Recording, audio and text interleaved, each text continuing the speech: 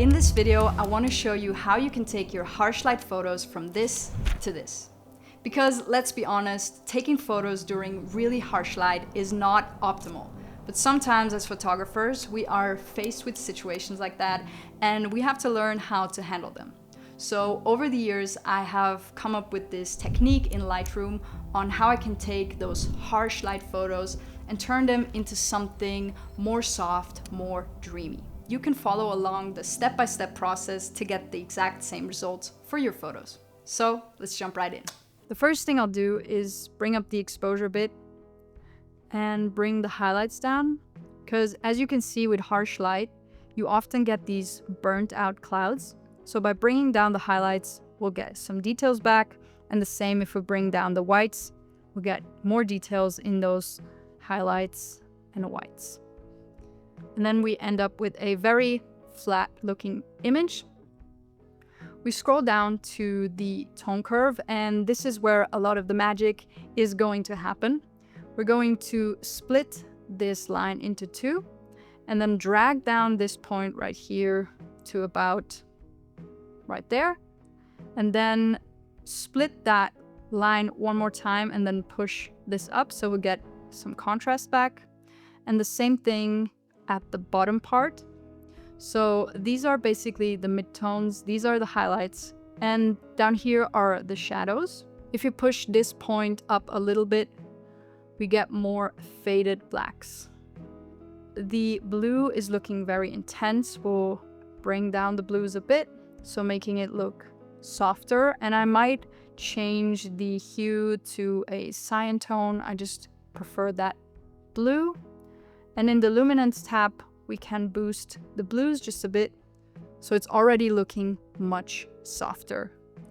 I might crop in a bit, and then we will add a linear gradient right here at the bottom. So everything that is red is being affected by this mask. So I'll bring down the shadows just a bit and maybe a bit of the exposure. So already you're creating a bit more depth. And I would say this is looking pretty good if we have a look at the before and after. It's looking much more uniform, it's looking much more softer. Now, what we can do is we can go and create a preset, call this harsh light, create. Then if we jump to the next photograph, we can just go into our presets and apply that same harsh light preset. And already it's looking good.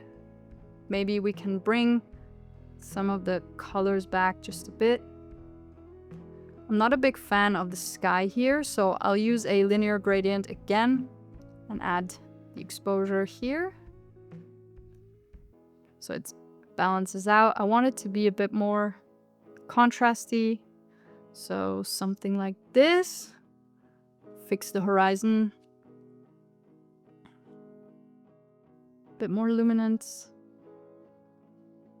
Yeah, I think that looks good.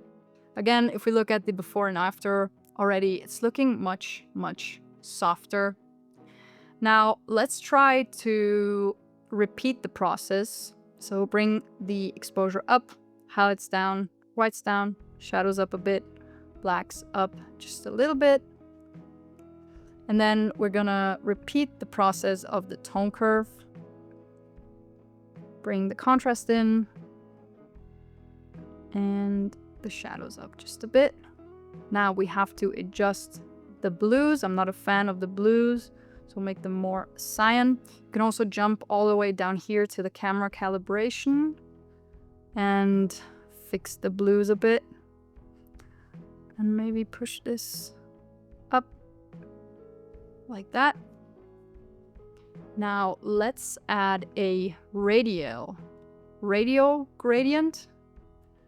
And here we can invert it, so everything that is outside of the mask, everything that is red is being affected, putting down the shadows so we get more depth in the front.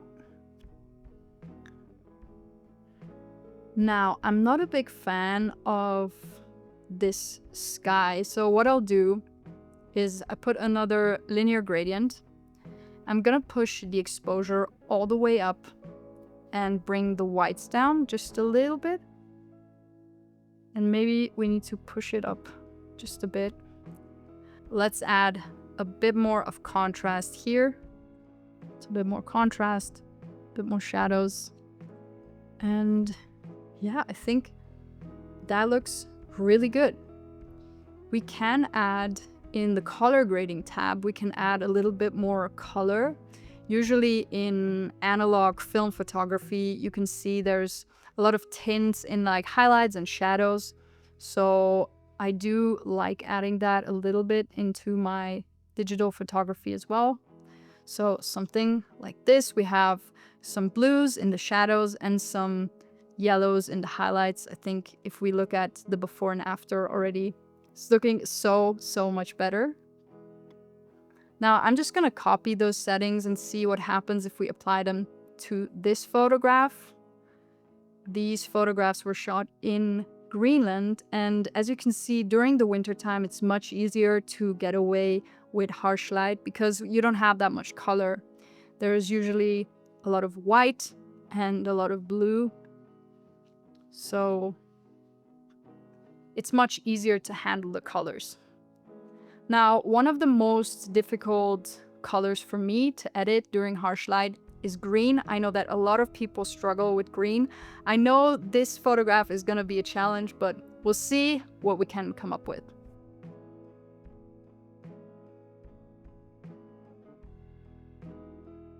Already looking much more interesting. Now, I'm not a big fan of these greens right here. So what we can try to do is desaturate them a little bit and add luminance. Or decrease the luminance, I'm not sure. Maybe we'll add some luminance and then try and going with a linear gradient, again affecting the bottom part of this image. Maybe dragging down those shadows a bit.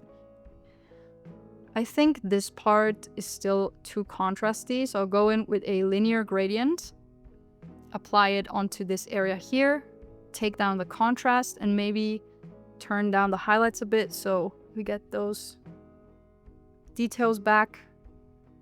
Yeah, maybe something like this. I'm not a big fan of this left part right here, so what we could try is to crop it. If you go into the crop and hit the key X, you can switch from horizontal to vertical.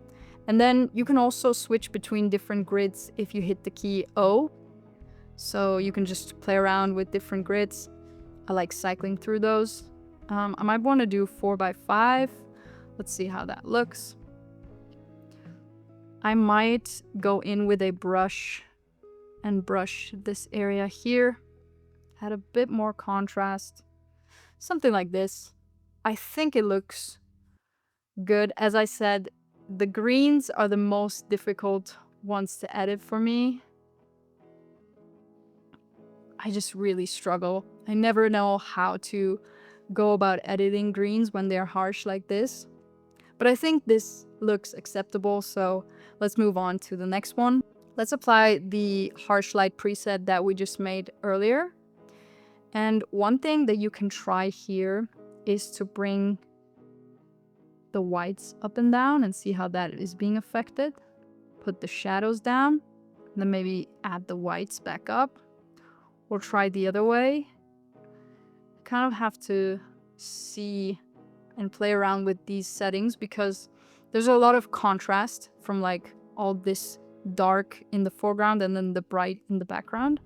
And then we can play around with the temperature, maybe make it quite blue. Something like this. It's actually looking really cool. I like that a lot.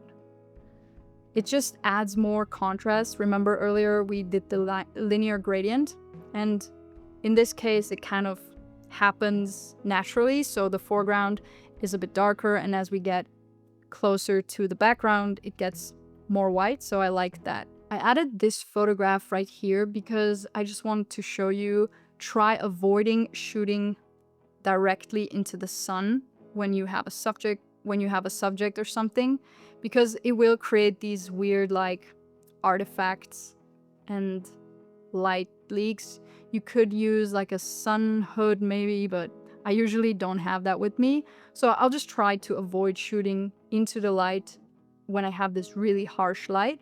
What you can try to do instead, use the light source at a 45-degree angle, so the light is kind of hitting from this upper right corner here. And for this photograph, I want to show you something else. Like, let's go over the same process that we've done. Now, let's assume we've been at this photograph for a long time. We've been trying to move around these colors and we cannot get them to a place where we're happy with them. We just can't look at this photograph anymore because the colors are just too intense. What you can do is just take away all the color. So make it black and white. Now, the cool thing about when you have a high contrast photo in black and white, you can really play around with the contrast by using the temperature. So as you can see, if we move around the temperature in black and white, you can affect the contrast and like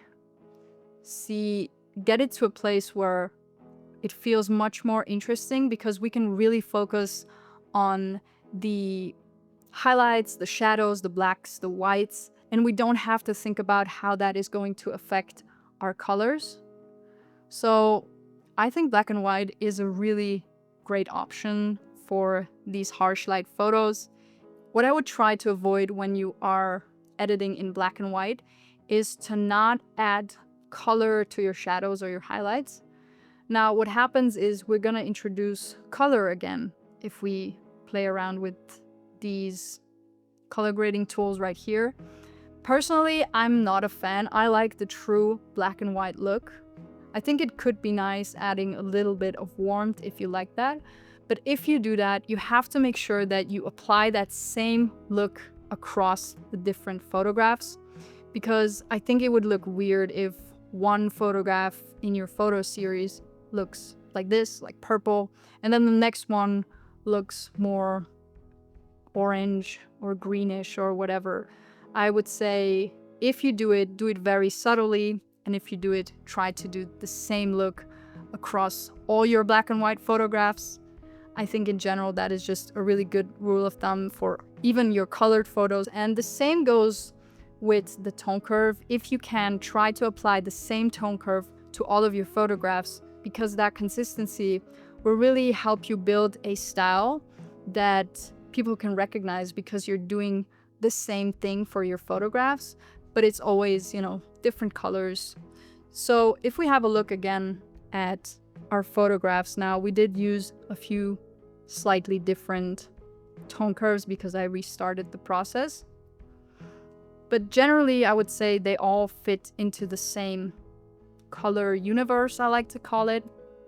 I will create a black and white preset for my Patreon members. If you want to join the Patreon family, the link is in the description. One more tip that I want to leave you with is make sure that when you're taking photos in general, that you're shooting in a raw format. You will have so much more flexibility in post-production, especially in the highlights, in the shadows, and in the colors.